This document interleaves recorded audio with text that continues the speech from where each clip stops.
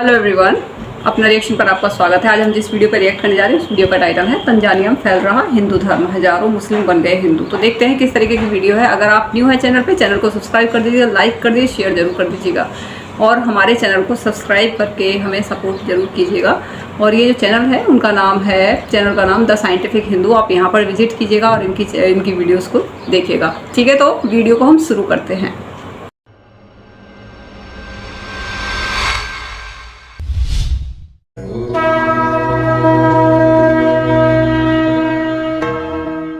Fire है, मैं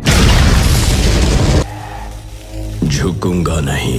साले धूल उड़ा नहीं सकते और हमें उड़ाने की बात करते हैं। क्या मैं बोलूं? बोलो जुबां केसरी।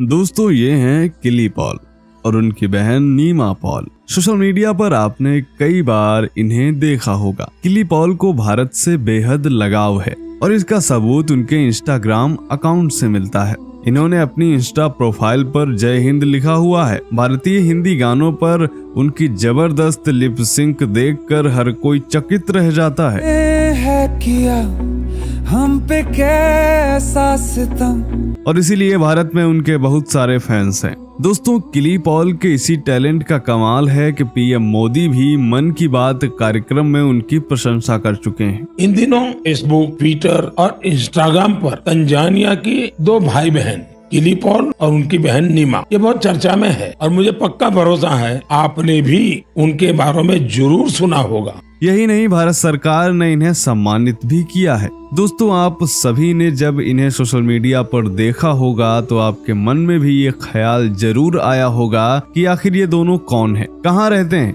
लगते तो अफ्रीकन जैसे हैं, परंतु हिंदी गानों पर कैसे लिप सिंक कर पाते हैं। तो चलिए दोस्तों, आज हम आपको उसी देश लिए चलते हैं जहाँ के रहने वाले हैं किली पॉल।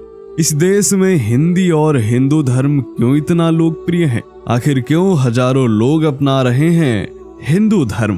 तो दोस्तों, बने रहिए हमारे साथ वीडियो के अंत तक और कमेंट में जय श्री राम अवश्य लिखें। पुनः स्वागत है आप सभी का दी साइंटिफिक हिंदू पर। चैनल पर पहली बार आए हैं तो चैनल को सब्सक्राइब जरूर करें। दोस्तों, पूर्वी अफ्रीका का यह देश है तंजानिया। किली पॉल तंजानिया के ही एक गांव से हैं। इसे पहले तंगानिका कहा जाता था, परंतु इस देश की आजादी के बाद इसका नाम तंजानिया रखा गया, जिसके बारे में भारत में बहुत कम लोग जानते हैं। हमारे इस वीडियो पर रमेश विश्वकर्मा जी ने कमेंट के माध्यम से अनुरोध किया था कि तंजानिया में कितने अफ्रीकन हिंदू हैं, कृपया ये भी वीडियो के माध्यम से बताएं। रमेश जी, आपका स्वागत है। आपके अनुरोध पर पेश है ये हमारा आज का वीडियो। तंजानिया के उत्तरी भाग में इथोपिया, केन्या और युगांडा नामक देश हैं। तंजानिया एक बेहद खूबसूरत देश है। यहाँ के संग्रहालय और प्राकृतिक सुंदरता देखते ही बनती है। तंजानिया की राजधानी दार एस सलाम है, जो कि भूमध्य रेखा पर स्थित है और इस वजह से यहाँ सबसे अधिक गर्मी पड़ती है। इसी दार एस सलाम में कई हिंदू मंदिर हैं जो कि बेहद खूबसूरत हैं। आमतौर पर तंजानिया विविधताओं वाला देश है। हिंदू यहाँ अल्पसंख्यक है, फिर भी यहाँ के लोग हिंदू धर्म का बेहद सम्मान करते हैं। यहाँ के लोग बिना भेदभाव के प्यार से साथ साथ रहते हैं। शारीरिक रूप से यहाँ के लोग काले होते हैं, परंतु भावनात्मक रूप से यहाँ के लोगों का स्वभाव बहुत अच्छा है। तंजानिया में हिंदू धर्म का सबसे पहला प्रमाण पहली सहस्त्राब्दी ईस्वी पूर्व का है, जब अफ्रीका और भारतीय उपमहाद्वीप के बीच व्यापार होता था। ज्यादातर व्यापारी गुजरात और महाराष्ट्र से आया जाया करते थे। पहली शताब्दी ईसा पूर्व में हिंदुओं की छोटी छोटी बस्तियां बसना यहाँ पर शुरू हुई। हिंदुओं को प्राचीन काल से ही शाकाहारी और अहिंसक के रूप में जाना जाता है। हिंदुओं ने कभी भी दूसरे को हिंदू धर्म अपनाने के लिए ना तो डराया और ना ही लालच दिया, ना ही उन्होंने कभी अपने धर्म या संस्कृति को अफ्रीका पर थोपा। परंतु फिर भी हजारों अफ्रीकन मुस्लिम अब हिंदू धर्म की ओर आकर्षित हो रहे हैं।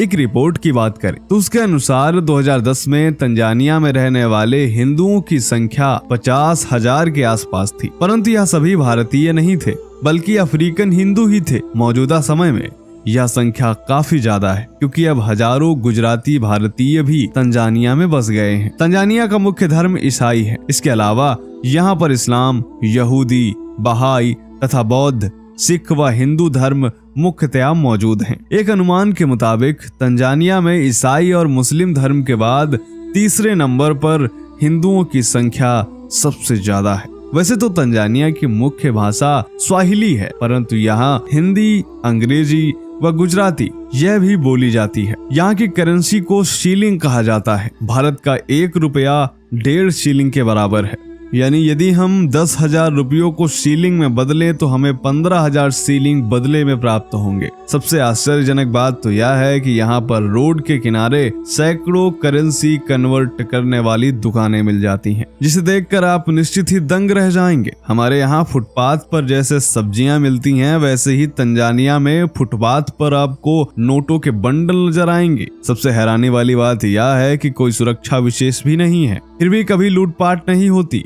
दार एस सलाम में कई हिंदू मंदिर हैं, जिनमें सनातन मंदिर, स्वामी नारायण मंदिर तथा गुरुद्वारे भी मौजूद हैं। इसके अलावा यहाँ पर कई इस्कॉन मंदिर भी हैं। जैसा कि आप सब जानते ही हैं कि इस्कॉन संस्था भगवद गीता के माध्यम से विदेशों में हिंदू धर्म का प्रचार प्रसार करती है। आज विभिन्न देशों के करोड़ों विदेशी ईसाई व मुस्लिम इस्कॉन से जुड़कर हिंदू धर्म अपना चुके हैं।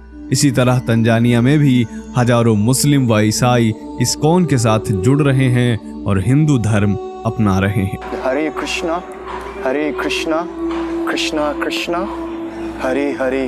तो दोस्तों, यह जानकारी आपको कैसी लगी कमेंट करके बताएं। मिलते हैं अगले वीडियो में, तब तक के लिए जय हिंद, जय भारत, वंदे मातरम। तो वीडियो यहाँ पर कंप्लीट हो गई और काफ़ी अच्छी थी ये वीडियो कि जैसे तंजानिया में वहाँ पे कई धर्म हैं, वहाँ पे मुस्लिम हैं, ईसाई हैं और वहाँ पे जो हिंदू धर्म है उसकी तरफ लोग आकर्षित हो रहे हैं, क्योंकि हिंदुइज्म में किसी को कन्वर्ट नहीं किया जाता, ना ही प्रलोभन दिए जाते हैं। अब वो वहाँ के जब देखते हैं कि भाई यहाँ पे तो इतना ज़्यादा एक तरीके से आत्म शांति जिसे आप बोल सकते हैं, इतनी ज़्यादा आत्म शांति वाला वो है ये, जिससे आपको बहुत ज़्यादा शांति फील होती है। ठीक है, तो इस तरीके से लोग खुशहाल रहना ज़्यादा, पीसफुली रहना ज़्यादा पसंद करते हैं। तो इस वजह से उनका जो अट्रैक्शन है वो हिंदू धर्म की तरफ ऑटोमेटिकली बढ़ता चला जाता है। आप देखिएगा कि जो हिंदू धर्म में है, जो लेडीज़ होती हैं वो भी वहाँ पे कृष्ण जी की भक्त, जब वो रास्ते में जब वो इस तरीके से डांस करती हैं और चलती हैं, तो एक तरीके से आप खुद सोच सकते हो कि एक तरीके से कितनी फ्रीडम है कि वहाँ पे हिंदुइज्म में क्या है कि जो लेडीज़ होती हैं वो प्रॉपर तरीके से ईश्वर का नाम लेते लेते पूरे वहाँ पे अपना डांस करती हुई चलती हैं, जबकि मैंने किसी और में ऐसा कुछ भी नहीं देखा है। तो ये एक लेडीज़ के लिए बहुत बड़ी बात हो जाती है, क्योंकि एक उसके सारे राइट्स छीन लिए जाते हैं, उसको घर से बाहर निकलने नहीं दिया जाता। तो सोचो कि रास्ते में आप डांस कैसे कर सकते हैं। ठीक है, आप भारत में भी देख सकते हैं, भारत में भले ही आप हिंदुइज्म फॉलो कर रहे हैं, लेकिन आप देख सकते हैं कि लेडीज़ को फ्रीडम नहीं है, इतनी ज़्यादा नहीं है। जैसे विदेशों में हिंदुइज्म को जिस वे से फैलाया जा रहा है, उसमें पूरा इस चीज़ का ध्यान दिया जाता है कि भाई लेडीज जो होती हैं उनको पूरी फ्रीडम मिलनी चाहिए, ये नहीं कि उनको सिर्फ घर तक ही सीमित कर दिया जाए। ठीक है, और फिर ये जो चीज़ें होती है ना, इसके पीछे भी एक रीज़न होता है कि इंडिया शुरू से ऐसा नहीं था, क्योंकि इंडिया सोने की चिड़िया था और यहाँ पर जो थी GDP काफ़ी ज़्यादा थी, मतलब चाइना से भी ज़्यादा बताते हैं। किसी टाइम पे जब इंडिया मतलब गुलाम नहीं था उस वक्त की बताते हैं, तो 34-40 के आसपास इंडिया की GDP थी। तो जो लेडीज़ थे और जेंट्स थे दोनों ही बराबर काम करते थे और दोनों का रहन सहन बड़ा ही अच्छा था।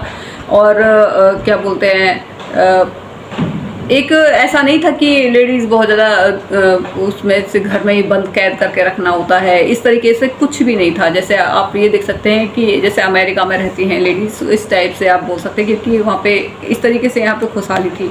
पहनावे को लेकर भी ऐसा कुछ नहीं था कि भाई आपको ये पहनना वो पहनना है, मतलब बड़ा ही अच्छा वो बताते हैं, जो सोने की चिड़िया जब इंडिया रहा करता था। ठीक है, लेकिन जैसे जैसे इन्वेडर्स यहाँ पर इंडिया में आए थे, तो उन्होंने फिर जब लेडीज़ यहाँ से घर से निकलना बंद हो गई थी, क्योंकि जाहिर सी बात है कोई भी नहीं चाहेगा कि पहले क्या होता था कि जब मुस्लिम्स यहाँ पे जब आक्रांत आए थे यहाँ पर, तो क्या करते हैं कि वो कोई भी लेडीज़ अगर घर से बाहर निकल रही है तो उसको उठा लिया जाता था ठीक है। और ये भी बताया जाता है कि जो अकबर थे उसने फरमान सुनाया था कि अगर कोई बुर्खा नहीं पहनेगी तो उसको उठा लिया जाएगा, कुछ इस तरीके से। तो क्या था कि लेडीज़ अपने आप को, जो हिंदू लेडीज़ थी, वो दुबका के अपने फेस को कवर करके रखना शुरू कर दी, क्योंकि अत्याचार इतने हुए थे। फिर धीरे धीरे ये चीज़ें एक हिंदुज़म का पार्ट बन गई, जबकि ये हिंदुज़म के पार्ट कभी नहीं थे। ना तो कभी बुर्खा मतलब घूंघट वगैरह था इंडिया में, ना कुछ था। मतलब बड़े ही अच्छे तरीके से रहते थे सभी। आपने हमारे देवी देवताओं को भी देखा होगा, कभी आपने देखा है लक्ष्मी जी के सिर पे साड़ी या फिर उन्होंने घूंघट कर रखा है या फिर ऐसा कुछ कर रखा है? ऐसा कुछ भी नहीं था, ठीक है। तो ऐसे ही इसी तरीके से यहाँ पर स्त्री की, यहाँ पर उनका सम्मान किया जाता था। लेकिन जैसे जैसे यहाँ पर आक्रांता आए तो उसकी वजह से क्या है कि जेंट्स अपनी लेडीज़ को घर पे ही, अपनी बहन बेटियों को सुरक्षित रखने के लिए ये सब कुछ उन्होंने किया। और फिर वो एक पार्ट बन गया हमारे मतलब जीवन शैली का एक पार्ट बन गया, ठीक है। अब ये जो मुस्लिम्स हैं ये बोलते हैं कि आपके जो सूर्य मंदिर है वहाँ पे वहाँ पे इतने गंदे गंदे चित्र दिखाए जाते हैं।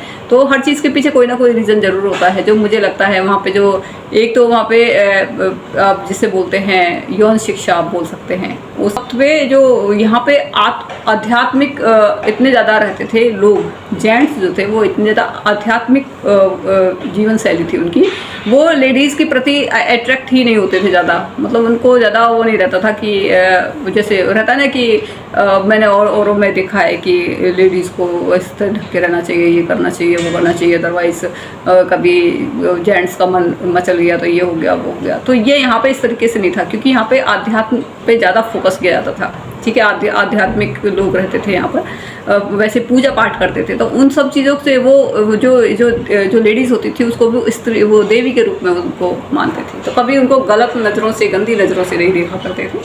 तो बहुत सारे रीज़न हैं इन सब चीज़ों के पीछे जो कि मजाक उड़ाते हैं, कहते हैं कि हमने इस वजह से तोड़ा था इनको, बहुत ज़्यादा वैसे बनी थी, ठीक है। पर कुछ कह नहीं सकते क्योंकि हमें भी ज़्यादा इसके बारे में पता नहीं है। जो मुझे जो खबरें जो पता चलती हैं वही मैं आपको बता रही हूँ, ठीक है।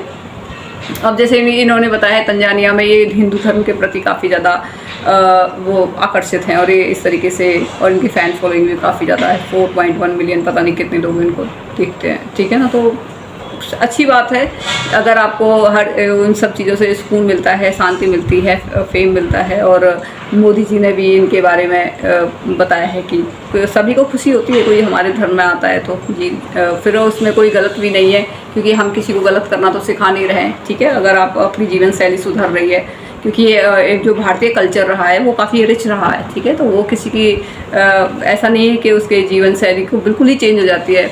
अब वो अलग बात है कि यहाँ पे आक्रांत आए थे तो हमारी जीवन शैली ही बदल गई।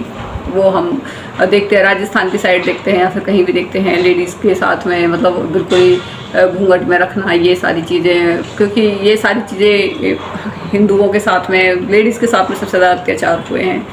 जेंट्स के साथ में तो हुए हैं लेकिन लेडीज़ के साथ में, क्योंकि जो आक्रांता थे उनका सबसे बड़ा टारगेट लेडीज़ हुआ करती थी, ठीक है। तो उनको घूंघट में रखना और ये सारी चीज़ें, लेकिन ये कि धीरे धीरे ये सारी चीज़ें फिर दोबारा से चेंज होती जा रही हैं, ठीक है। तो ये ऐसा नहीं था कि भारत में कभी इस तरीके से नहीं था। हिंदू कल्चर बहुत ही अच्छा था, बहुत ही रिच था। हमारे देवी देवताएं भी इस तरीके से, कभी मैंने तो कोई ऐसा नहीं देखा कि उनके सिर पर कभी पल्लू था या फिर वो था, मतलब जिस तरीके से रहते हैं उस तरीके से ध्यान। एक तो जो स्त्री होती थी उसको एक देवी का रूप माना जाता था, एक शक्ति के रूप में उनको प्रेजेंट किया गया है, ना कि उनको एक भोग के रूप में, ठीक है ना। मैंने औरों में देखा है कि उनको भोग के रूप में उनको प्रेजेंट किया गया है, लेकिन यहाँ पे शक्ति के रूप में, एक दुर्गा के रूप में उनको प्रेजेंट किया गया है। तो वो तो ये कह लीजिए कि अभी भी जैसे लोग बोल देते हैं कि आप बड़ी बातें तो बड़े बड़े करते हो, लेकिन लेडीज़ तो अभी भी ऐसी रहती है। तो मैं यही रीज़न है कि यहाँ पे आक्रांत आए थे और यहाँ की जो जीवन शैली थी सब कुछ बदल गई, ठीक है ना। तो यही था, अदरवाइज ऐसा कुछ भी नहीं था, बिल्कुल बढ़िया तरीके से रहते थे, ठीक है। और वो उसको उस चीज़ को आने में बहुत वक्त लगेगा, क्योंकि जब इतने टाइम से जब आप इन्वेडर्स आके जब गुलाम बना के रखते हैं और अत्याचार करते हैं तो उस मानसिकता से निकलने में बहुत वक्त लग जाता है, ये नहीं कि आप एक दिन में बदल जाते हैं। तो बहुत अच्छी वीडियो है ये और काफ़ी अच्छा लगता है इस तरीके से कि भी हम कोई ना तो किसी को प्रलोभन दे रहे हैं, ना ही हम किसी को कन्वर्ट करा रहे हैं, ना किसी को धमका रहे हैं। उनको लगता है कि भाई यहाँ पे सुकून मिलता है, शांति मिलता है, इसलिए वो हिंदुइज्म में आ रहे हैं, ठीक है। तो काफ़ी अच्छी वीडियो है। तो आप बताइएगा आपको कैसा लगा हमारा रिएक्शन। अगर आपको ये वीडियो पसंद आई हो तो आप इस चैनल को सब्सक्राइब कर दीजिए, लाइक कर दीजिए, शेयर जरूर कर दीजिएगा। जय श्री राम।